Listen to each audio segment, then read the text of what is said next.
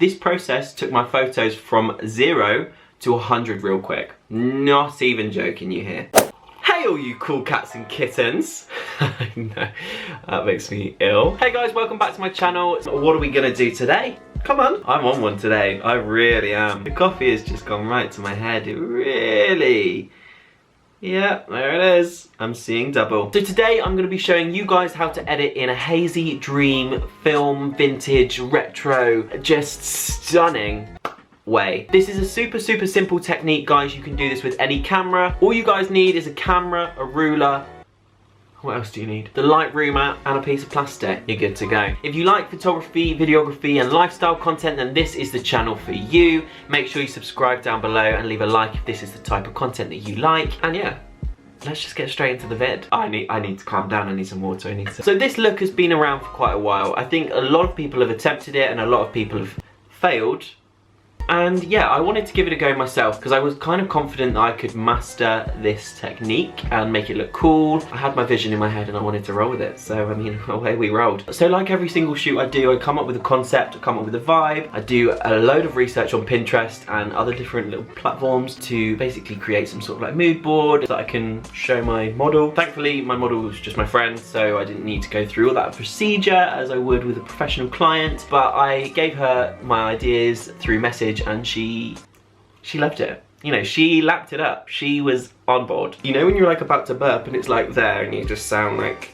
So the first thing you're gonna wanna do to create this look is take your camera, whatever camera that may be. So I've got my trusty Canon 600D, which I mean, we love him. And we've just got a 50mm prime lens. You can get a really interesting look with the depth of field on this lens. It's just a stunning lens to have if you haven't got it, get it. So once you've got your camera and you've got your lens on, you're living your best life, you're gonna wanna use one or two things. Here we have a burger cheese wrapper. You see that? From a barbecue I had the other week. And basically all you're gonna wanna do is when you're taking the photo, you literally just put it third to like halfway across the lens. So when you focused on your subject and then you put it across, this will be blurry. This all depends on your settings and your f-stop and your ISO and just all of the different combination of things. But you could basically make it look like you've just got like a feathered blur. You can also use a ruler. Now this gives a really interesting look. And I mean, I don't know if this will work.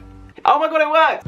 Wow, that's kind of cool. Hey. So like, if I was to put that there, take the photo, you've got this kind of like doubled up image, right? Put this in front of the camera lens, just like so, and it looks cool, trust me. You can play around with the positioning of these two items and obviously with the lighting as well, but the more you play around with it and the more you get experimental with this, the better. There are different things that you can use, different plastics, different filters, and you probably can buy like a blurred piece of plastic, but I mean, we do things on a budget here on this channel. Once you've taken all of your photos, you're gonna wanna jump into Lightroom. This is where the magic happens, let me tell you now, because honestly, this process took my photos from 0 to 100 real quick. Not even joking, you hear. So let's just jump right into the edit. To make this preset, here are the settings that you're gonna need. So here are 4 points that you need to follow on the point curve to create this look. The premise of these points basically lift the shadows and create sort of like a film retro-y vibe. Once you've done those points, you're gonna wanna jump into the lighting section. Exposure +10,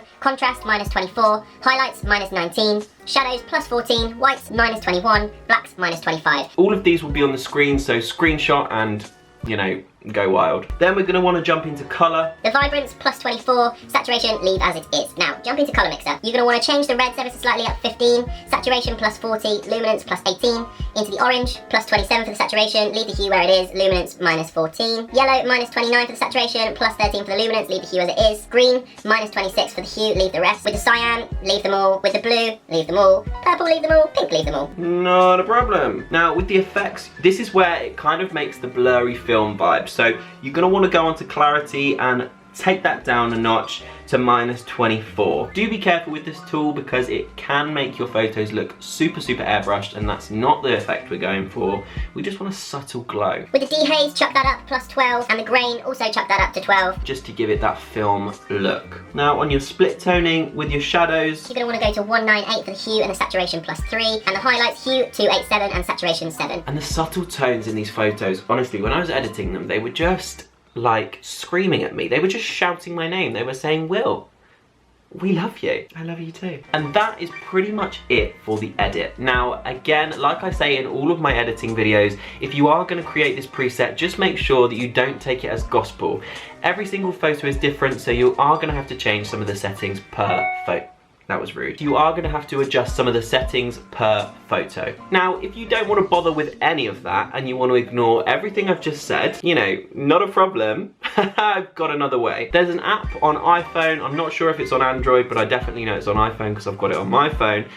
That's stunning. iPhone, my phone. It's an app called Lens Distortions. There's different lens flares, there's different blurs. I think I got this from Peter McKinnon. I think I was watching some of his videos and he was like, oh my god, this app, and I was like, oh my god, Peter McKinnon. It's very, very cool. So if you didn't want to go through the procedure of using a ruler and a burger wrapper to create this look, you can kind of create this style of look. You won't get it exactly the same with this app. So I thought it was worth mentioning. So that is basically how you get this look. Now, here are the final images from this shoot.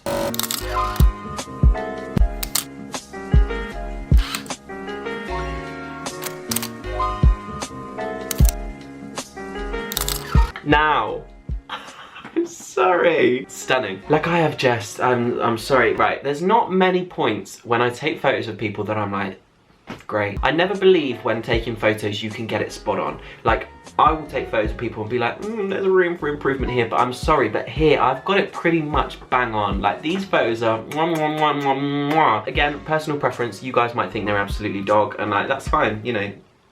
I'm not hurt at all. But for me personally, like, I love these images. They're so like dreamy. They're so like pastel. It's just, and I think because I've kind of achieved the vision that was in my head, I'm just living my best life for it. I really am. And I sent these photos to the model and she was a bit skeptical about the whole idea. I mean, she trusted me because, like, you know, I'm not gonna take a bad photo of her, am I? She really, really liked the photos. So it makes it very nice when your model likes the photos too. It's not all about that because realistically, models are quite picky and they're quite fussy sometimes, but when they do turn around and say to you, you've done a good job, it's nice. What I love the most about this style of photography is that you can kind of use the editing tools to your advantage. And actually, if there is anything wrong with the image, whether or not you've not properly cleaned your lens, or if there's like dust or scratches on the lens, like, that adds to the authenticity. Obviously, if you are shooting with a high definition camera, no scratches, no dust, you know, clean the lens yesterday, you know, you can add the dust particles later on. Okay, I'm not asking you to go and destroy a camera for this shoot, trust me, keep it clean. So, I hope you enjoyed that video, guys. I hope you found it useful and you learned something new. If you do like this style of photography and want to give it a go yourself, then make sure you tag me on Instagram because I'd love to see what you guys come up with. Leave a like down below if you enjoyed this video and subscribe if you are new. I will see you very soon in another video. Peace.